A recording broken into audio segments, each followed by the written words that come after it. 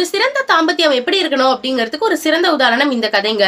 ஒரு முதியவர் ரோட்ல நடந்து போய்கிட்டு இருக்காரு. திடீர்னு அவர் கால்ல ஒரு கல்லி ஏறி அவர் கால்ல ரத்தம் வர ஆரம்பிச்சிருது. பக்கத்துல இருக்கிற ஷாப்க்கு போய் நிக்கிறாரு. அங்க நிக்கிறவர் அவரை பார்த்துட்டு, என்னங்க கால்ல இப்படி அடிபட்டு இருக்கு, வாங்க போய் ட்ரீட்மெண்ட் எடுத்துக்கலாம் அப்படின்னு கூப்பிடுறாரு.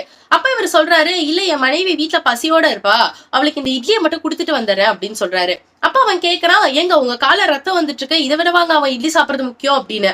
அப்ப அவரு சொல்றாரா, என் மனைவி மனநல பாதிக்கப்பட்டு இருக்கா, அவளுக்கு என்னையே கூட யாருன்னு அடையாளம் தெரியல, நான் போனா கூட நான் தான் இருக்கேன்னு அவளுக்கு தெரிய போறது இல்ல, ஆனாலும் அவளுக்கு பசிக்கும்ல, அதனால நான் இட்லி குடுத்துட்டு வரேன் அப்படின்னு.